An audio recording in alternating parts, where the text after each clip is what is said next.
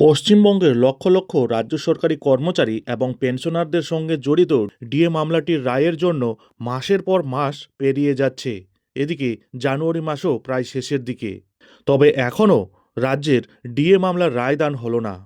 গত 8ই সেপ্টেম্বর রাজ্যের সরকারি কর্মচারীদের মহার্ঘ ভাতা বা ডিএ মামলার চূড়ান্ত শুনানি সমাপ্ত হলেও সুপ্রিম কোর্টে রায়দান কিন্তু স্থগিত। তারপর থেকেই অধীর আগ্রহে চেয়ে রয়েছেন বাংলার লক্ষ লক্ষ সরকারি কর্মচারী এবং পেনশনাররা। প্রায় 4 মাস অতিক্রান্ত হতে চললেও মামলার রায়দান না আসায় তারা হতাশায় ভুগছেন। তবে এরই মধ্যে একটি আশার আলো দেখা দিয়েছে। একদমই ঠিক শুনেছেন বন্ধুরা, সম্পূর্ণ বিষয়টি ডিটেলসে আলোচনা করব।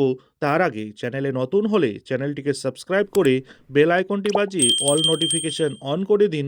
এই ধরনের ডিএ সম্পর্কিত যে কোনো ধরনের ছোট বড় আপডেট ঠিক সময় মতো পেতে হলে। এই বকেয়া ডিএ মামলার রায়দান নিয়ে রাজ্য সরকারি কর্মচারীদের সংগঠন ইউনিটি ফোরামের আহ্বায়ক দেবপ্রসাদ হালদার জানিয়েছেন, বকেয়া ডিএ মামলার রায় কবে সেই খোঁজ নিতে তিনি সুপ্রিম কোর্টে গেছেন। তিনি বলেন, ইউনিটি ফোরামের আইনজীবী করুণা নন্দী জানিয়েছেন, খুব শীঘ্রই জাজমেন্ট ডেলিভারি হবে। যদিও খুব শীঘ্রই বলতে ঠিক কবে তা কতদিনের মধ্যে রায় ঘোষণা হবে সে বিষয়ে কোনো মন্তব্য করেননি দেবপ্রসাদ বাবু। সাধারণত সুপ্রিম কোর্টের নির্দেশিকা অনুযায়ী শুনানি শেষ হওয়ার 3 মাসের মধ্যে রায়দান হয়ে যাওয়ার কথা। এই ক্ষেত্রে তা না হওয়ায় অনেকের মনে প্রশ্ন উঠতে শুরু করেছে। আদালতের ভূমিকা নিয়েও প্রশ্ন তুলতে শুরু করেছেন কর্মচারী মহল। দেশের সর্বোচ্চ আদালত সুপ্রিম কোর্টের উপর আস্থা থাকলেও রায়দান এখনও না হওয়ায় সব মিলিয়ে হতাশা কিন্তু বেড়েই চলেছে রাজ্য সরকারি কর্মচারী এবং পেনশনারদের মধ্যে। সম্প্রতি এই রায়দানের বিষয়ে কনফেডারেশন অব স্টেট গভর্নমেন্ট এমপ্লয়িজের সাধারণ সম্পাদক মলয় মুখোপাধ্যায় জানিয়েছেন, আইনজীবী বিকাশ রঞ্জন ভট্টাচার্য বলেছেন, সাধারণত একটা রিজার্ভ মামলা 3 মাসের মধ্যেই রায় ঘোষণা করার কথা। এখন বিচারকদের ব্যাপার, তারা যদি বলেন আরও বেশি সময় লাগবে তো লাগবে, আমরা কিছু করতে পারবো না। আবার কনফেডারেশন অব স্টেট গভর্নমেন্ট এমপ্লয়িজের আইনজীবী ফিরদৌস শামীম সম্প্রতি দাবি করেছেন, কবে বকেয়া ডিএ মামলার রায়দান করা হবে তা নিয়ে প্রতিদিন প্রতি মুহূর্তে প্রশ্ন করা হলেও উত্তর জানা নেই। ঠিক কোন সময় ডিএ মামলার রায়দান করা হবে তা রাজ্য সরকারি কর্মচারী সমাজের কারোই জানা নেই বলে মন্তব্য করেন তিনি। আইনজীবী বলেন, এটা পুরোপুরি সুপ্রিম কোর্টের হাতে রয়েছে। সব মিলিয়ে মামলার রায়দান কবে হবে তা নিয়ে সংশয় সরকারি কর্মচারীদের মহলে। এদিকে গত 8ই সেপ্টেম্বর দেশের সর্বোচ্চ আদালত সুপ্রিম কোর্টে ডিএ মামলার শুনানি শেষ হয়েছিল। শুধুমাত্র রায় ঘোষণা স্থগিত রেখেছে শীর্ষ আদালত। ফলে মারাত্মকভাবে ক্ষোভে ফুঁসছেন রাজ্যের লক্ষ লক্ষ রাজ্য সরকারি কর্মচারী এবং পেনশনাররা। আপনারা জানেন, কেন্দ্রীয় সরকারি কর্মচারীদের হারে রাজ্যকেও ডিএ দিতে হবে, এই দাবি সামনে রেখেই শুরু হয়েছিল এই বকেয়া ডিএ মামলাটি।